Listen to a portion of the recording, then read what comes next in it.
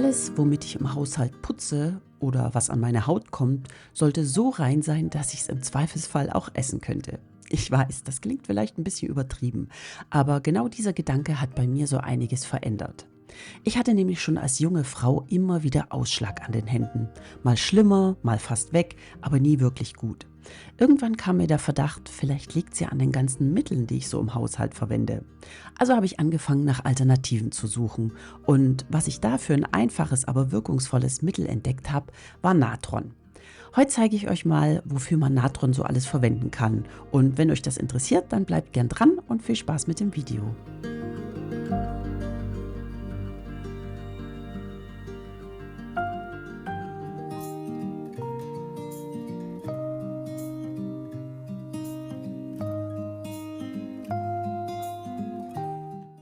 Was ist eigentlich Natron? Natron, auch bekannt als Natriumbicarbonat, ist ein basisches Pulver. Es neutralisiert Säuren, wirkt leicht desinfizierend und ist ein echter Alleskönner im Alltag. Schon im alten Ägypten wurde es verwendet und heute liegt es bei mir ganz unscheinbar im Vorratsschrank. Aber ohne geht's nicht mehr. Viele kennen Natron nur als Backpulver, doch dieses feine weiße Pulver kann so viel mehr. Es hilft beim Putzen, bei der Körperpflege und man kann es sogar als Heilmittel verwenden. Aber dazu später mehr.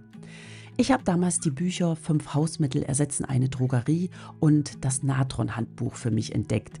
Und das hat bei mir so einiges ins Rollen gebracht. Eins meiner ersten Projekte war Waschmittel selber machen. Kein Mikroplastik, keine Duftstoffe mehr und keine Chemie, aber trotzdem saubere Wäsche. Ich habe am Anfang ein bisschen herumprobieren müssen, bevor ich die für mich passende Mischung gefunden hatte. Die ersten Male habe ich nur Waschsoda, Olivenölseife und ätherische Öle verwendet, aber irgendwie war das für mich noch nicht so ganz stimmig. Mittlerweile habe ich die perfekte Mischung gefunden und mische mir mein Waschpulver immer gleich auf Vorrat. Dafür nehme ich 2 Tassen Waschsoda, 2 Tassen Natron, ein Stück Kastilien- oder Kernseife und ca. 30 Tropfen ätherisches Öl. Ich mag besonders gerne Lavendel oder Zitrone. Ich reibe das alles fein oder gebe das alles zusammen in einen Mixer, das geht schneller und es gibt eine wunderbare gleichmäßige Mischung. Abgefüllt in ein großes Glas nutze ich das als Vollwaschmittel, vor allem für weiße Wäsche und Kochwäsche. Ich habe dazu übrigens auch mal einen Blogbeitrag geschrieben mit dem Rezept, den verlinke ich euch gerne unten in der Infobox. Natron verwende ich übrigens nicht nur zum Wäschewaschen, sondern auch gerne zum Vorbehandeln von Flecken. Unser Junior, der kommt nämlich ganz gerne mal mit Grasflecken auf den Jeans nach Hause und da habe ich mit Natron schon richtig gute Erfahrungen gemacht. Ich mische mir einfach eine Paste aus etwas Essig und Natron und gebe sie dann direkt auf die Flecken, lasse das Ganze ein paar Stunden einwirken und dann wasche ich die Jeans ganz normal bei 40 Grad in der Maschine. Und wie man sehen kann, tada, die Flecken sind weg.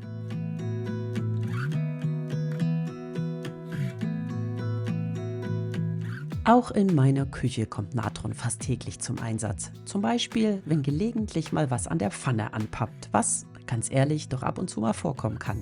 Ich weiß, bei manchen passiert das nie, aber bei uns ist das eben anders.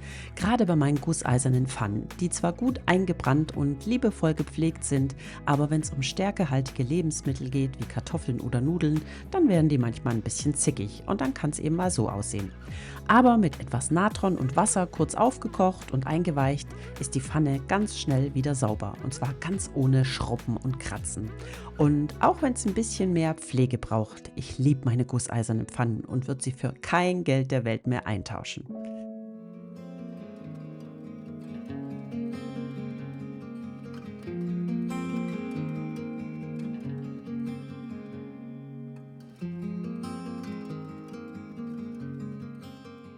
Wann immer ich die Möglichkeit habe, kaufe ich Obst und Gemüse in Bio- oder Demeter-Qualität. Trotzdem reinige ich alles nach dem Einkaufen direkt mit Natron. Natron verändert den pH-Wert und das hilft wohl nachweislich, Rückstände und Schmutz besser zu lösen. Ich nehme ungefähr 1 Esslöffel Natron auf 1 Liter Wasser und lasse dann das Obst und Gemüse ca. 15 Minuten drin liegen. Danach wird es gut abgespült und ich habe auf jeden Fall ein sicheres Gefühl, wenn ich es danach weiterverarbeite oder wenn wir es direkt essen.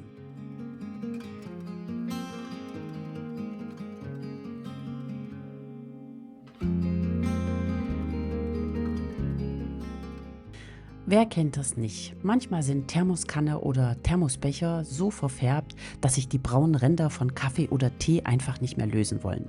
Auch da hilft Natron zuverlässig. Einfach einen Esslöffel in die Kanne oder in den Becher geben, mit heißem Wasser auffüllen und über Nacht stehen lassen.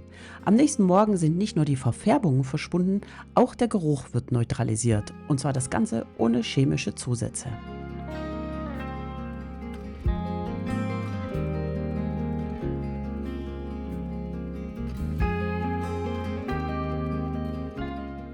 Auch angelaufenes Besteck bekommt man mit Natron wieder wunderbar sauber. Dafür gebe ich ca. 1 bis 2 Esslöffel Natron in eine große Schüssel, füge ein paar Spritzer Spülmittel dazu und einen Schuss Essig und gieße das Ganze mit etwa 1 bis 1,5 Liter heißem Wasser auf. Dann kommt das Besteck rein und darf für ungefähr eine Stunde da drin liegen bleiben. Anschließend einfach rausnehmen, gründlich abspülen und das Besteck, verspreche ich euch, sieht aus wie neu.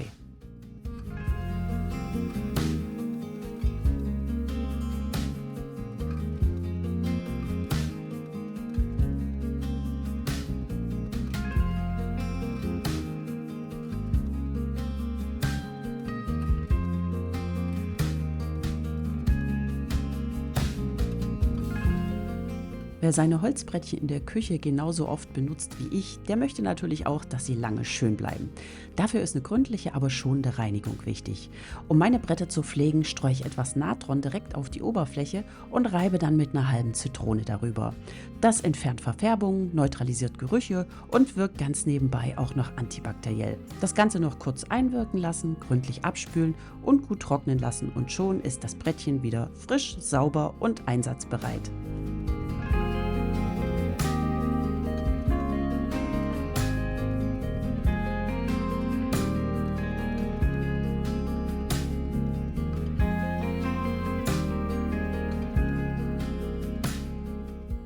Ja, und wo wir gerade dabei sind, mit einer halben Zitrone und etwas Natron kann man auch gleich noch die Spüle blitzeblank bekommen.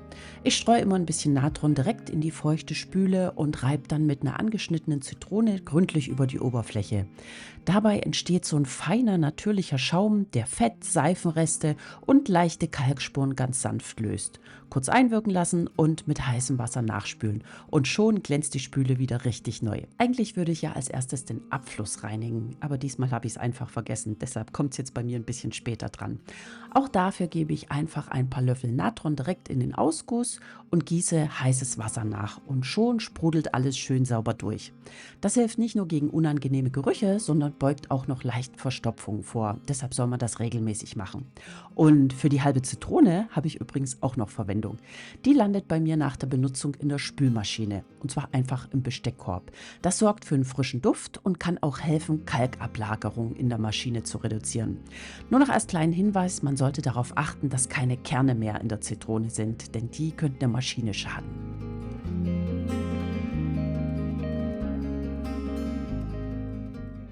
Lass uns mal weiter ins Badezimmer gehen. Auch hier ist Natron für mich nicht mehr wegzudenken. Die Toilette reinige ich regelmäßig mit Natron und Essig. Das schäumt ordentlich auf und hilft dabei, Ablagerungen zu lösen, und zwar ganz ohne chemische Reiniger. Einfach ein paar Esslöffel Natron in die Toilette streuen, einen kräftigen Schuss Essig hinterher, kurz einwirken lassen, bürsten und fertig. In der Dusche nutze ich Natron gerne, um Seifenreste und Wasserflecken zu entfernen. Dafür streue ich es direkt auf einen feuchten Schwamm und gehe damit über Fliesen und lasse es kurz einwirken, abspülen und schon ist alles wieder klar und sauber.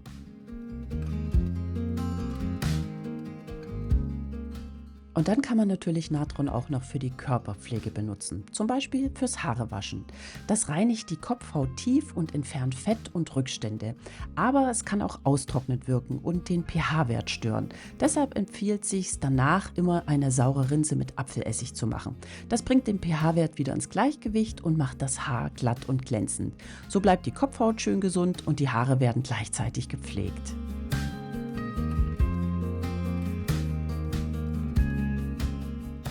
Auch ein Peeling geht ganz einfach. Dafür ein bisschen Natron mit Wasser vermischen, auf die Haut auftragen und ganz vorsichtig einmassieren. Das Ganze mit einem feuchten Lappen abwaschen und das hilft dann, abgestorbene Hautzellen zu entfernen. Das glättet die Haut und wirkt leicht antibakteriell. So kann man auch Unreinheiten und Pickel gut vorbeugen. Und die Haut, die fühlt sich danach einfach frisch und sauber an.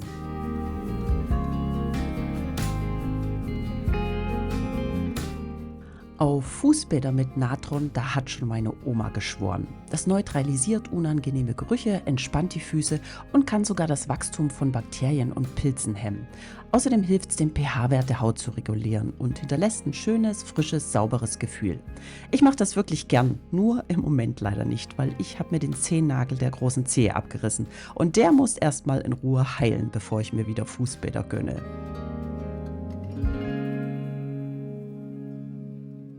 Und sogar als Deo lässt sich Natron wunderbar verwenden. Entweder ganz pur mit einer kleinen Menge auf einem angefeuchteten Finger unter die Achsel tupfen oder man mischt sich sein eigenes Deo aus Natron, Speise- oder Maisstärke und Kokosöl.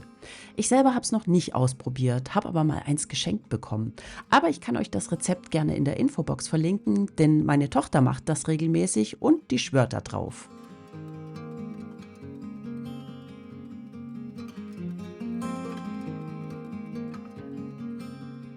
Und weil Gerüche nicht nur unter den Achseln entstehen können, sondern auch gern mal in Schuhen oder in Räumen, kommt Natron auch da bei mir zum Einsatz. Ein Glas mit Natron gefüllt ist für mich der einfachste Lufterfrischer.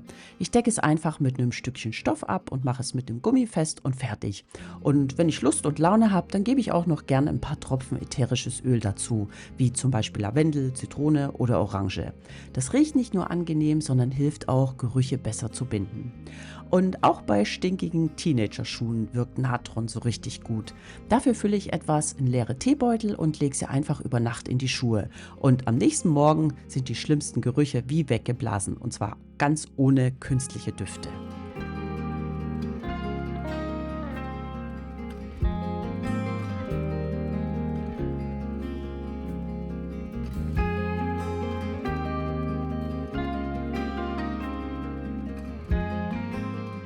Und innerlich, ja, auch dafür kann man Natron verwenden. Zum Beispiel im Kaffee. Einfach eine kleine Messerspitze entweder ins Kaffeepulver oder direkt in die Tasse geben. Das macht ihn auf jeden Fall magenfreundlicher, bekömmlicher und nimmt die Säure raus. Meine Freundin hat mir letztens erzählt, dass sie mehrmals im Jahr eine Natron-Zitronenkur macht, um ihren Säure-Basen-Haushalt auszugleichen. Ich selber habe es noch nicht probiert, aber ich werde es demnächst auf jeden Fall mal testen. Sodele, ihr seht schon, Natron ist wirklich ein vielseitiges Mittel und ein echter Allrounder in jedem Haushalt. Ich hoffe, ihr konntet für euch was mitnehmen und vielleicht probiert ihr ja das eine oder andere mal selber aus. Ich habe heute schon viele Anwendungen gezeigt, aber es gibt noch viel mehr, was man mit Natron machen kann. Zum Beispiel Zahnpasta selber machen, Matratzen pflegen, Polster reinigen oder den Backofen wieder richtig sauber bekommen. Ich kann euch dazu gerne noch ein paar Sachen unten in der Infobox verlinken. Schreibt mir doch mal in die Kommentare, wofür bei euch Natron zum Einsatz kommt. Da bin ich echt gespannt. Ich sage jetzt mal danke fürs Zuschauen und wenn euch mein kleines Video gefallen hat, dann würde ich mich freuen, wenn ihr mir als Dankeschön und Wertschätzung einen Daumen nach oben da lasst. Abonniert auch gerne den Kanal, dann seid ihr immer auf dem Laufenden, wenn es wieder was Neues gibt. So, ich trinke jetzt erstmal in Ruhe meinen Kaffee aus und versuche nach so viel Natron sagen mal den Knoten aus meiner Zunge zu kriegen. Schön, dass ihr da wart und tschüss, bis zum nächsten Mal.